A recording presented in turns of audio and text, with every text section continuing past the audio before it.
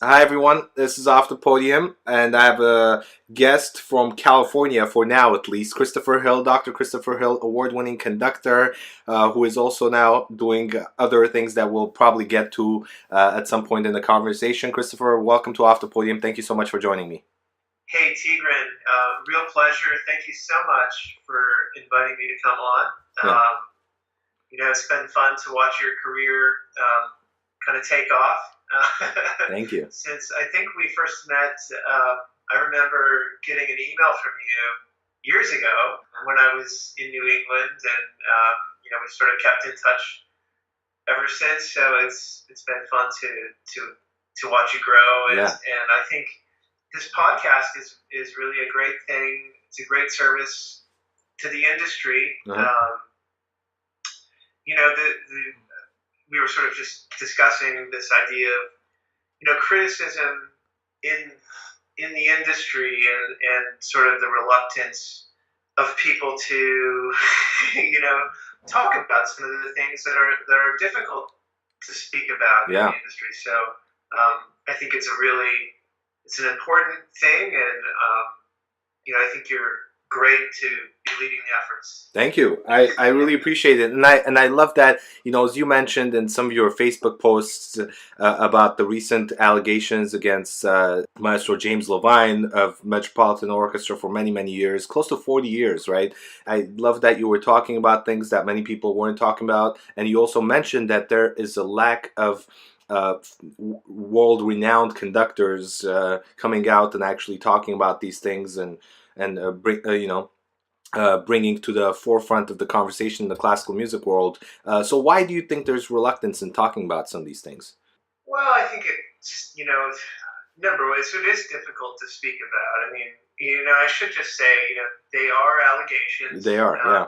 Nothing has been proven in a court of law. However, when you're the music director of a huge organization like the Met, um, as Mitt Romney sort of weighed in on Twitter regarding the Roy Moore allegations in Alabama on a sort of related note, it's the court of public opinion, and things don't necessarily need to be proven in a court of law. Yeah. Yeah. And when you're leading an organization, particularly one that is at that stature, your behavior off the podium becomes very important. And Yeah.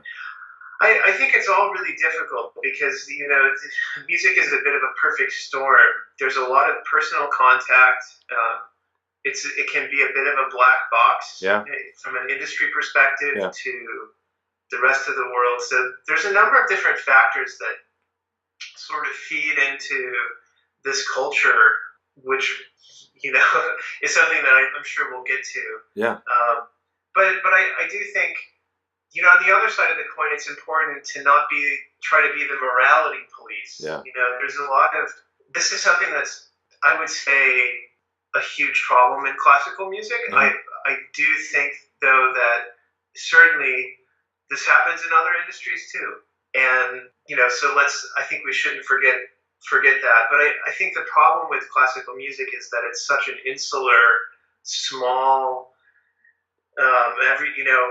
everyone knows everybody. Yeah. Yeah.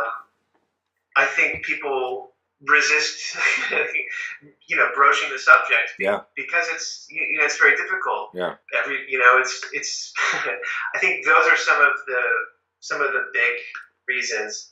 There's also a certain amount of tribalism, and I think you see this with the political discourse right now. Yeah. As well, where if you're a Republican and you see a Democrat, engaging in this, you're going to call it out. Yeah. And if you're a Democrat, and you see a Republican engaging Yeah. in it, you're going to call it out. But it's silly, right? Yeah. You need to apply the same standard, regardless if it's your team or the other Yeah. team. Yeah.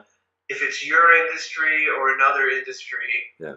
And I think that's where classical music has really failed. Mhm. Because, frankly, getting ready for this morning, I was sort of scouring the internet, looking to see, who had kind of come out and denounced this kind of behavior. I saw there's one CEO, I think of the Maryland Symphony, came out and on LinkedIn, gave a brief statement. Absolutely the right thing, Yeah. basically just denouncing the behavior, saying that classical music needs reform, which I think most people would agree that it does. Mark Baudouin, I think is his name. Yeah. I think it's the right thing. He's asking for people to lead ethically and to act responsibly. Drew McManus, who you may follow, who has the great blog Adaptistration, also did a radio interview. So I think, kudos to people who are so active in the industry for taking this on. But I am really, I think it's really appalling that more, heads of organizations, whether they're orchestras, academic institutions, they need to take this on. It's something, it's something that's, I think, really important in this moment in history. Yeah. This sort of Me Too movement. Yeah. But I mean, at the same time, we've got to be careful that it doesn't become a witch hunt. But I think in terms of these allegations, we have 4 people who, on the record, have come out and put their name behind these allegations. Yeah, which is a tough thing to do. Absolutely. Yeah. I think you can't, especially in classical music, you can't underestimate the amount of pressure that somebody who's going to come out against a force in the music like James Levine. I mean, this guy, not only running the Metropolitan Opera for many years, but huge presence at Tanglewood. Yeah. It's a monopoly. Yeah. Right? You have a guy who's essentially running a monopoly in terms of talent, shuffling that talent into different directions. Yep. And he's this isn't a criticism of his musical talent. This is about the sort of business. If you're looking at it from I'd argue that classical music is not a very good business model. Yeah.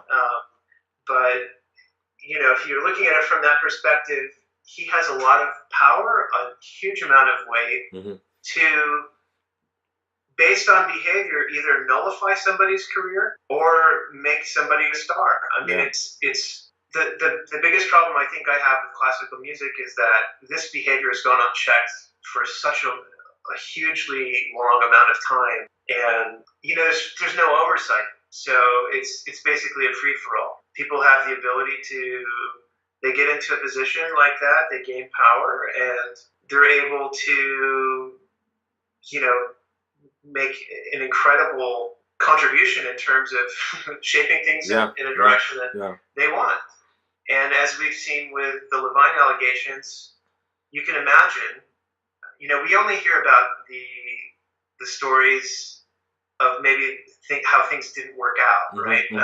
How, there's also the complicitness, right? There's the other side, the question of who profited from this kind of behavior. Yeah. And I think that is really something that hasn't been discussed much and is worthy of further discussion. It's a very difficult thing to talk about because, again, we get into the morality police kind of thing. Like, you look at this kind of thing too closely, and every industry,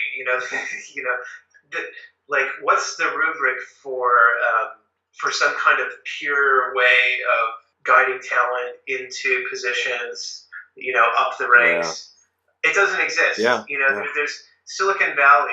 I worked in Silicon Valley for a number of years after I sort of left the music industry, which is a whole other topic of conversation. But Silicon Valley, prides itself on having this so-called meritocracy.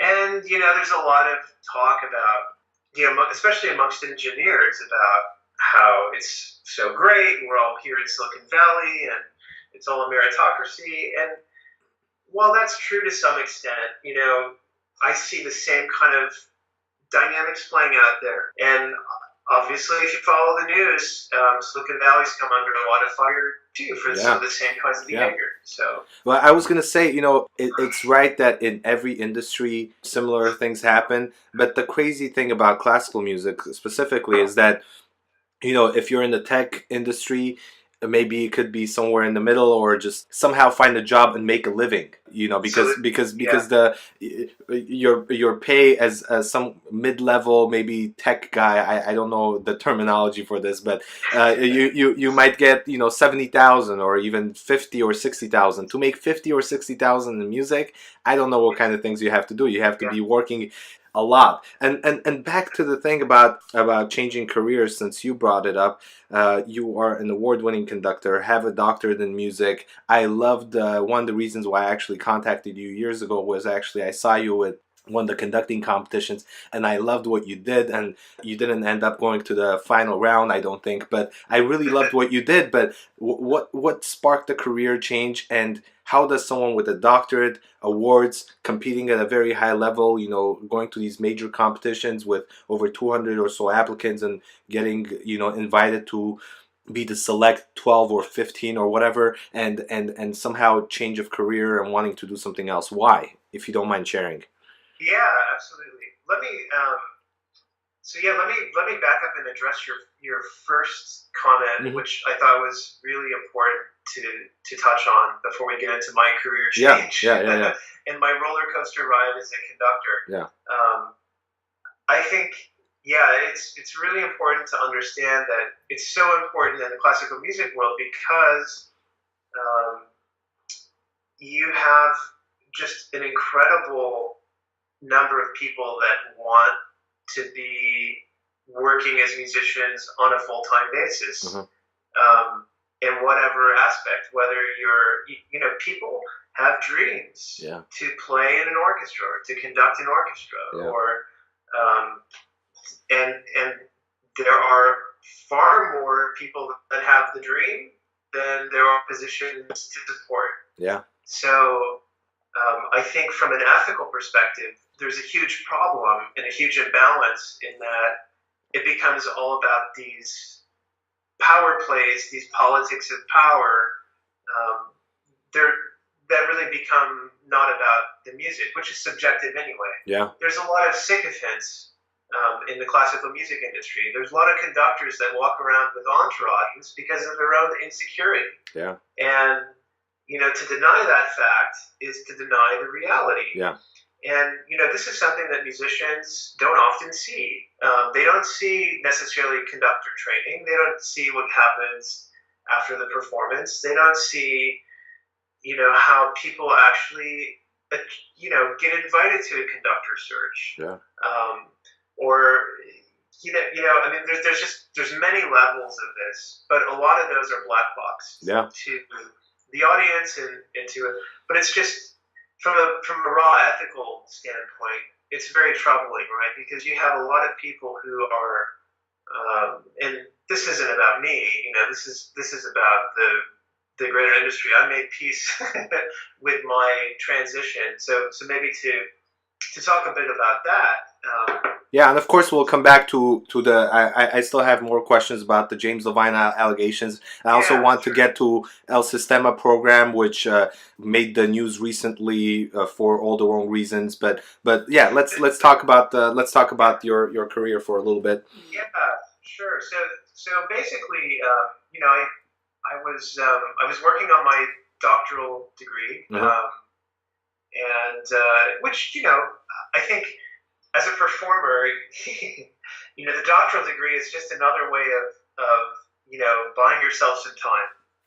I think as a conductor, you have a short amount of time. There's a lot of craft to learn. Yeah. And you have a short amount of time in which to do it, and you've got to figure out a way to keep yourself alive for long enough to have the opportunity to sort of get noticed or be discovered or whatever. Not that I necessarily believe anymore in any of those kinds of things, because really it's about capital and it's about connections. Yeah. And so if you're, it's nice to have if you have sort of a naive viewpoint, which I probably did years ago. I'm much more cynical now. And I think cynicism is a good thing. But you go through and you see what these things really are. Competitions, when you have somebody who's the president of the jury and they have a student who's participating in the competition, I mean, you tell me. That just wouldn't happen in any other industry. Yeah. But classical music is unique, and people make all kinds of excuses about that kind of BS. Yeah. About, oh well, so it's such a small world. Everybody works with everybody. But you know what? That's not a reason to allow it. And I mean, this isn't unique to. I'm not even speaking about conducting comp. This is endemic. I think you find this all over the place. Yeah. But nobody's going to talk about it because everybody's waiting for their big opportunity. And they're worried that if they speak out, they're going to jeopardize it. There needs to be, I think classical music, this is really it's a good time to really reflect on what is. Mm-hmm. And there's a lot of self-delusion. You're not allowed to be in a bubble anymore. I think that's the idea. The classical industry, if you're growing up as a musician, you're trying to perfect your craft, you are living in a bubble. Mm-hmm. You're practicing a lot of hours a day. If you want to be really good, it's almost a prerequisite.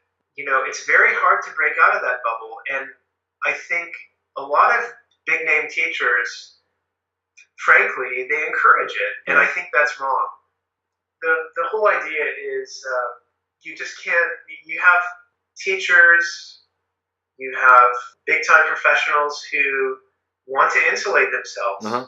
And they do that by, a lot of groupthink and, this is sort of the El Sistema problem too, right? El Sistema was highly criticized over the last couple of, I'd say over the last 3 or 4 years. Yeah. There was a book that came out that was sort of illustrating some of the problems. And of course, the political connection with Maduro, Chavez, it's all wound up together. Yeah, and actually, I'll let you talk about this, but for those who don't know a little bit about El Sistema and also the connection of El Sistema to one of the most famous conductors nowadays, Gustavo Dudamel, and he was someone who came out of that program, and in Venezuela and around the world, they must have more than 400 or 500 programs, right, around the world probably at this point, and close to maybe 1 million kids participate. So it's a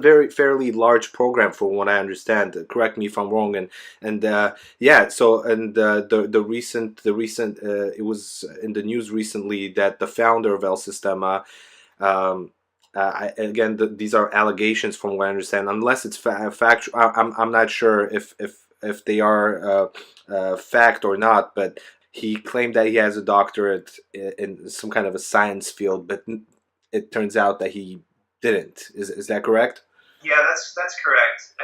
I think this came out last week. That he had this doctorate. It was all over his website. I mean, when you falsify, I guess we don't know for sure that that's what happened. But let's go with he falsified that information. Uh-huh. That undercuts the organization substantially. Yeah. I think, Abreu portrayed himself, as a saint, but also the media frenzy was a circus, around this, especially in the U.S. Yeah. And the El Sistema program, when you look at it, I think people will say, well, how can you criticize such an amazing thing? Look at all of these success stories in these students. It's like a made-for-TV romance. But when you actually look at what's happening, in a way, you're just replacing one bad system with another. Yeah. Because from what I know, and these are mostly secondhand accounts, everyone depends on El Sistema to a degree, and to go against it is professional suicide. Yeah. And that's not a good thing. Yeah. Critical thinking needs to be encouraged. I think this is in line with authoritarianism. Yeah. Or, and I think this is where, in music, right? If you're a conductor, you have to get results, and there's not time to have. It's not a democracy, but it's also not it shouldn't be a dictatorship either. Yeah. Yeah. There's a place in the middle where you can find where people have the freedom to express their opinions, and they have the freedom to dissent, and you need to have the guts as a conductor to be able to deal with that. And that's very hard. It was hard for me when I was young. I would say it's probably still hard, but it comes with practice. But if you practice being an authoritarian, you're just gonna it's just gonna keep happening. Yeah. And I don't know. This book by Jeff Baker that came out a few years ago called Orchestrating Venezuela's Youth, it's published by Oxford. You know, it was really interesting. This came out, and it was really, I was rereading an article in The Guardian, a review, looking at the comments. And it's just incredible the amount of furor that Jeff came under. And I'll remind you, this is published by Oxford. This isn't, you know, some kind of fringe, you know, all kinds of critiques about the quality of his research, whatever. And frankly, you know, going back and rereading through a lot of those comments, there's a lot of apologists who are just making a case that, you know, here's this guy, he doesn't know anything. And you know, I think even Jeff has said this program has done, I mean, I don't want to put words in his mouth, but from reading between the lines and reading some of his comments on it, you know, he's not saying that the system hasn't done any good. I don't think anybody's saying that. I think it's helped a lot of people. But I think what happens in America is that suddenly we see El Sistema and we say, we're going to make this McDonald's, you know, and it becomes a franchise. And that's what it is. It's McDonald's or Starbucks. We have now every conservatory, you know, has some kind of El Sistema program, or at least they did 2 years ago.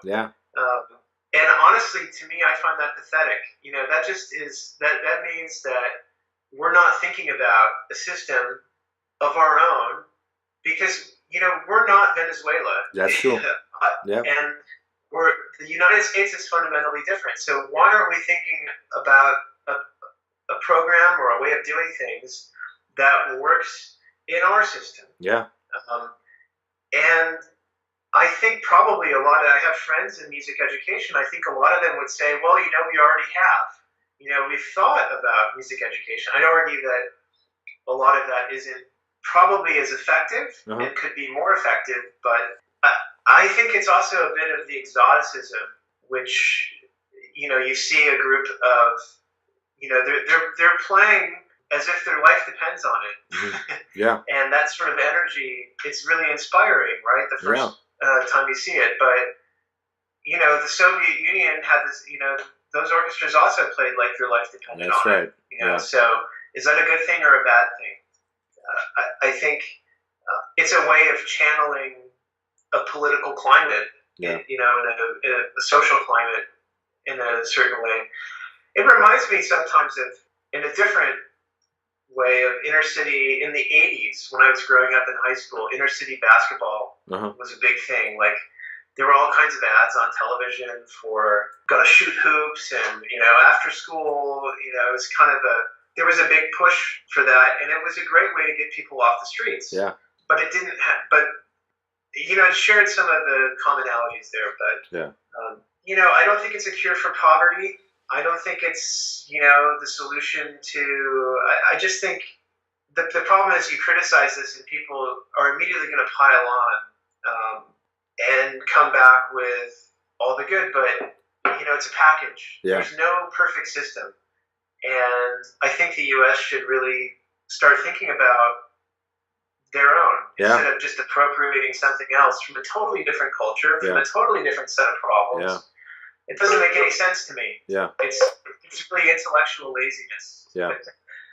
Going back to the James Levine allegations, why do you think, I mean, it's great that there were quite a few people, quite a few publications that came out and said this, but a lot of the organizations that he has worked with were still very timid about the way they approached it, except Met, right? Met, I think, Met was the only organization that actually cut ties, right? Is that correct?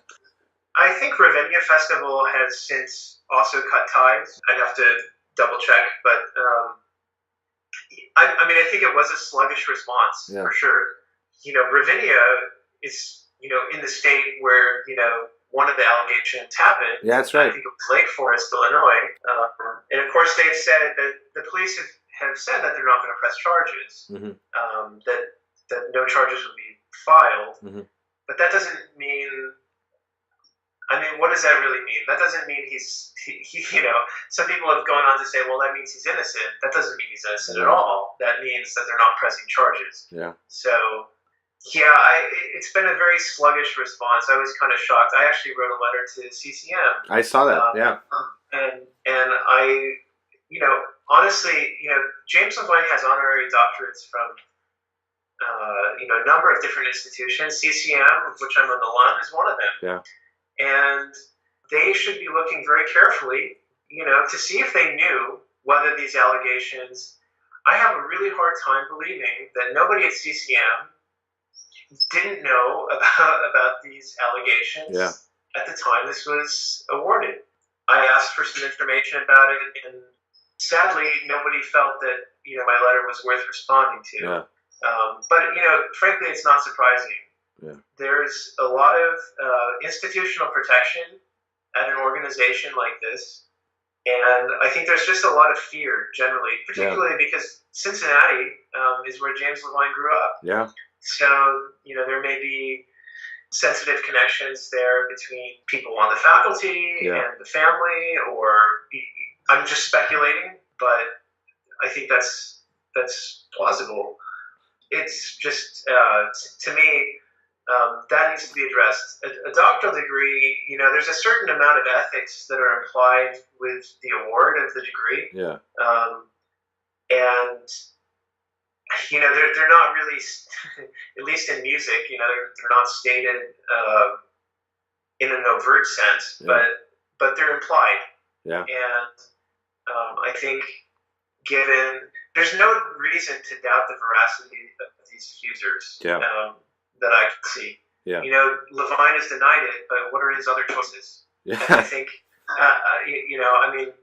it's a denial.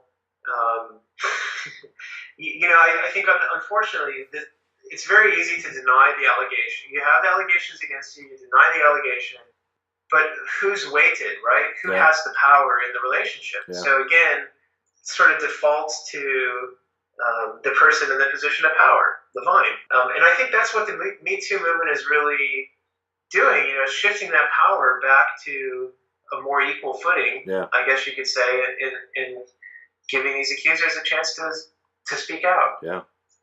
Well, these things have been, from what I understand, from what I've read, a lot of people knew about the allegations. There have been people have been talking about these things for the past couple of decades, maybe. But why have people not come out and talked about this years ago?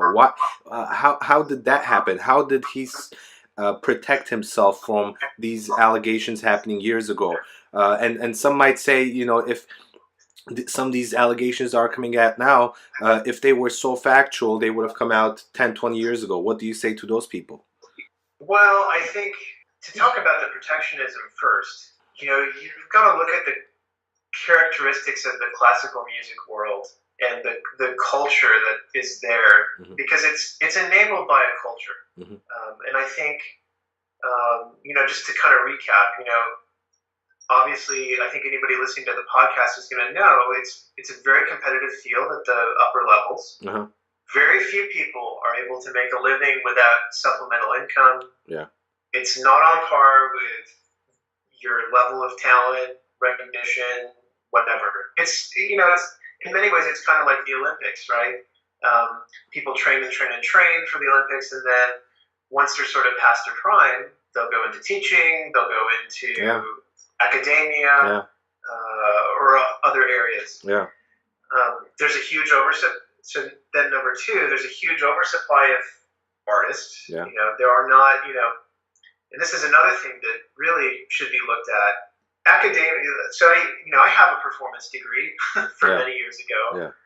Yeah. I really find that it shouldn't be vocational necessarily, but I really find that it's somewhat unethical, at the very least, for um, institutions to be graduating such a huge number of students that they know are never going to be able to find work. I'm not sure what service that does. And thinking that by graduating an oversupply is somehow going to miraculously produce jobs is, delusional. But anyway, that's a different topic. So some of the other characteristics, it's totally subjective.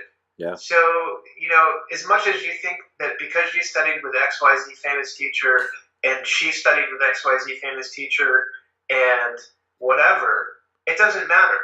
People only know those names, and they're reacting, I think, more to the names than they are to what they actually see or hear. That's right. So to me, that's a huge part of the problem. And that's part of that is education, right? I think some of that could be, if you really took a close look at how organizations could educate audiences and whatever. But honestly, the education needs to start at the board level. Because many times the boards they're very well intentioned. Boards want to hire good people. They want to hire people that are going to raise the standard. But unfortunately, they often just don't know. And they fall flat. And I think we've all seen that happen plenty of times. And there's no industry oversight. So combined with the fact that there's not very much interest in classical music from the mainstream media, it's really an island. And so you have these strong one-on-one relationships. They create a bubble worldview, and it's a perfect storm. You combine this with academia, which has its own share of problems, even outside of the music world.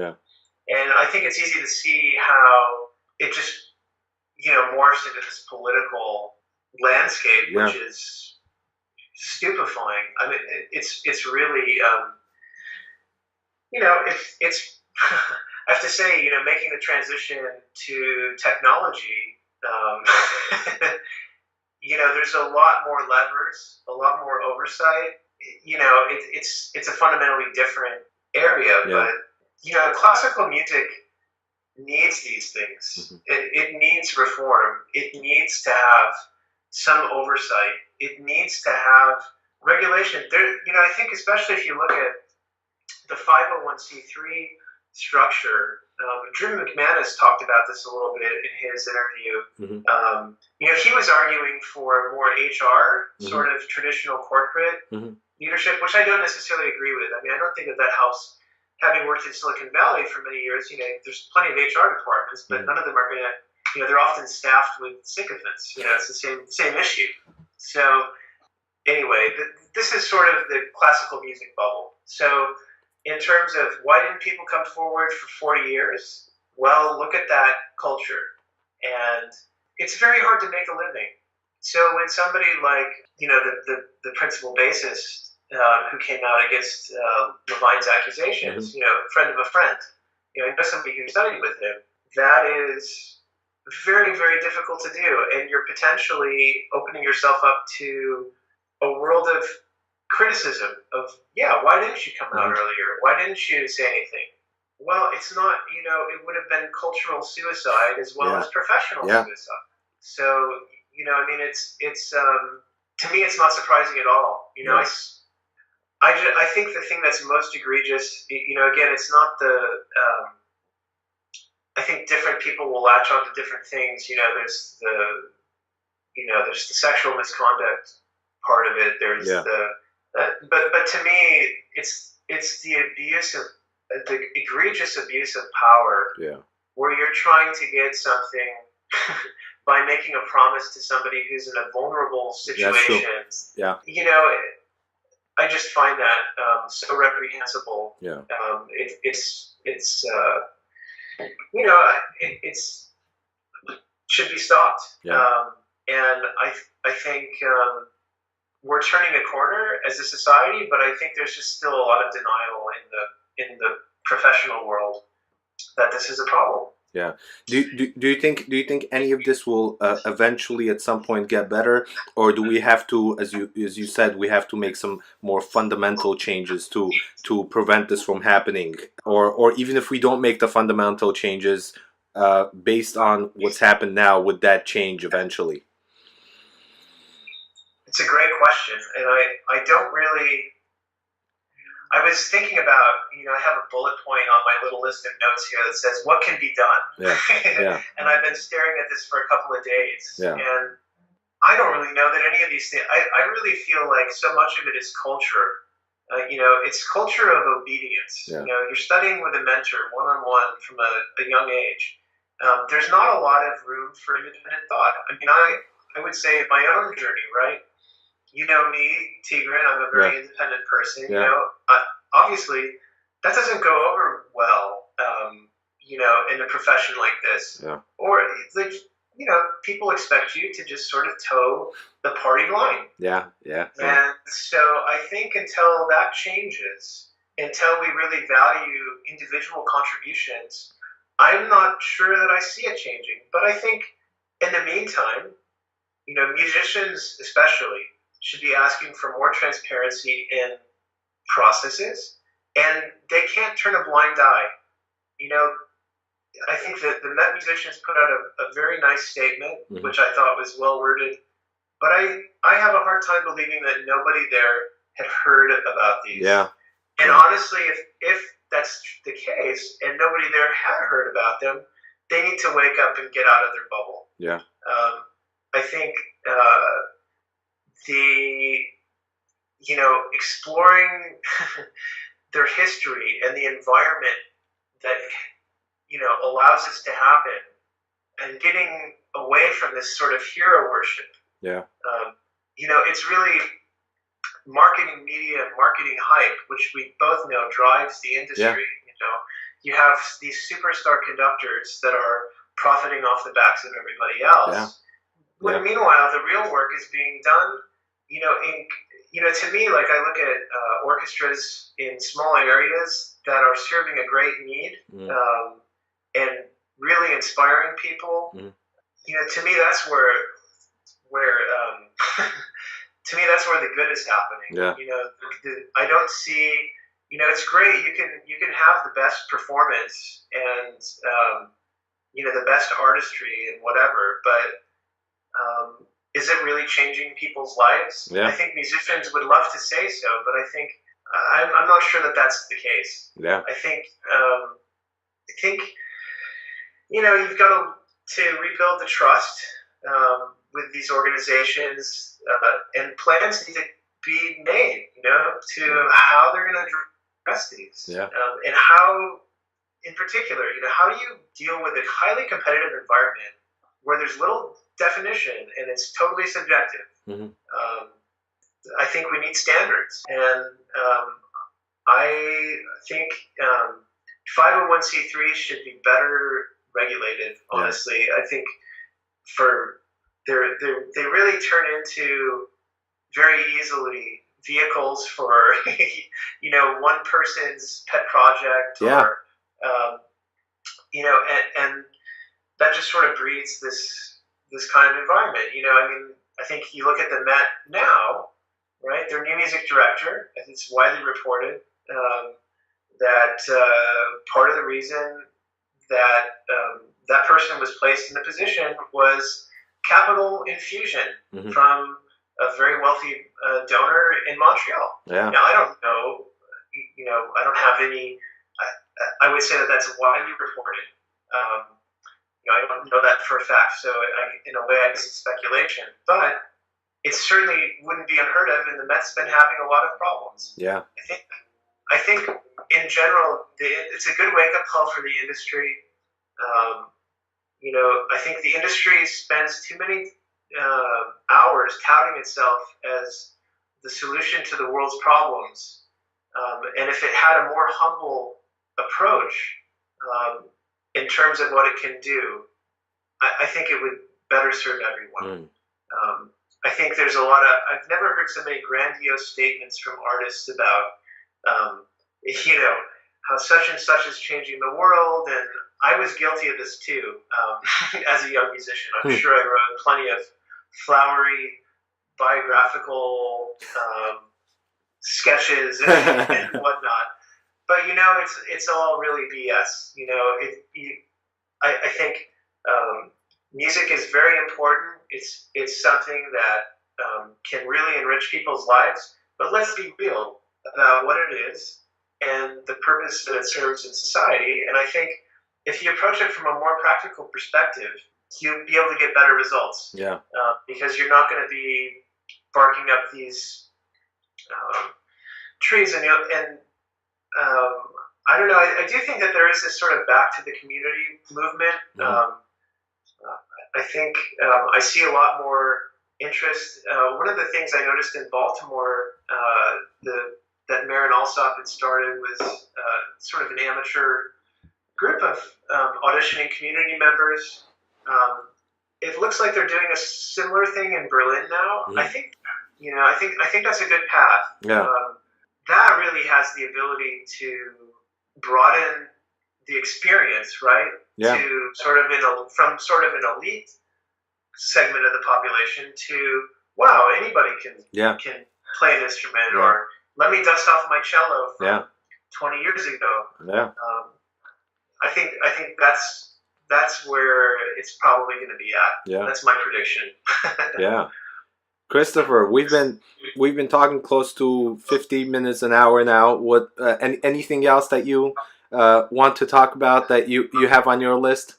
I guess I would say that there's a lot of really great people that are working in the industry, Mm-hmm. And I think those people also need support because everybody gets subject to these pressures. Mm-hmm.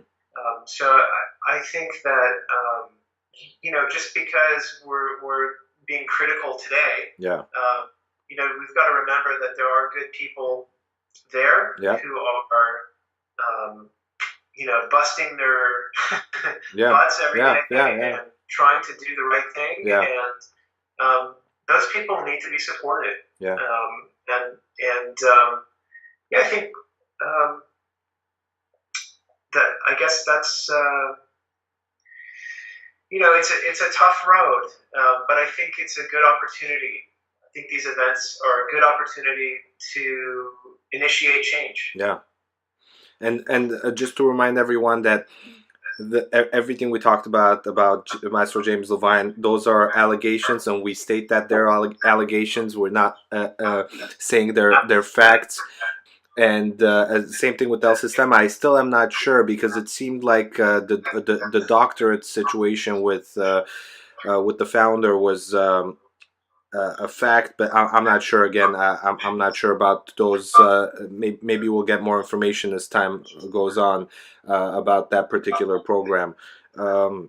Thank you so much for joining me. It was great. I really this has been my goal with this program, is to get people who would actually talk about things and talk about maybe some of their opinions, not just facts, because that's one thing I've noticed doing this, is that a lot of people come on and they love talking about themselves and they like talking about what they're doing, which is fascinating stuff.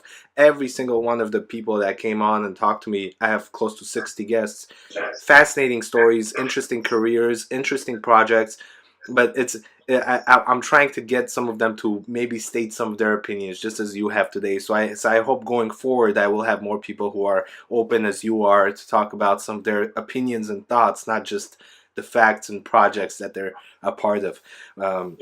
So thank you so much for joining me. We could go on. There's some more things that I want to talk about, but I usually like to keep the program under an hour. So I'll send you some more ideas, and maybe we could do this a couple of months from now. Talk about some other things that I had on my list. I'd be happy to come back on. It was a real pleasure. So I think it's great what you're doing with the podcast, and wish you all the best. Thank you so much.